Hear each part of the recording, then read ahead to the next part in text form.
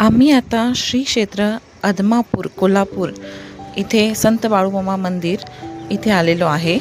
हे धनगर समाजाचे श्रद्धास्थान आहे आणि लाखो भक्तांचे दुसरे पंढरपूर म्हणून ओळखले जाते। 100 वर्ष आयुष्य लाभलेल्या बाळूमामांना इथेच समाधी घेतली। बाळूमामाच्या नावानं चांग भलं असं जयघोष करत लाखो भक्त भंडाऱ्याची उधळण करतात। इथे भक्तांसाठी अन्नछत्रही आहे। बाळूमामाचं असं टुमदार मंदिर इथे उभारण्यात आलेलं आहे। थोडीशी गर्दी होती पण छान असं दर्शनचा लाभ मिळाला आम्हाला।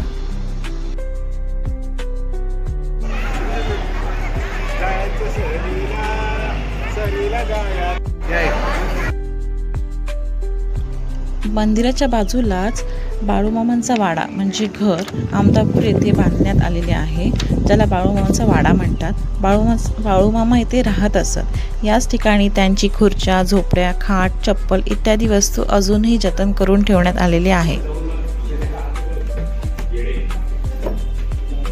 ओ वाव, मस्त ना।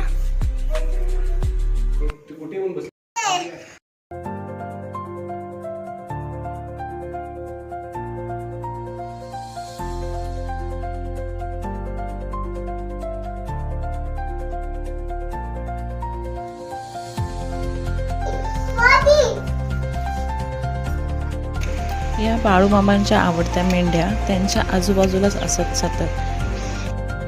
बाळूमामांचे मुख्य मंदिर जरी आदमापूर असले तरी मूळ मंदिर म्हणून मेटके गावाला प्राधान्य स्थान आहे। बाळूमामांनी स्वतः उभारलेले भूत उतरवण्याचे खांब इथे आहे। खांबाला फेरी मारून झालं की पाठीमागे वळून बघायचे नसते, तसेच पुढे जायचे असते। बाळूमामाच्या नावानं चांग भलं।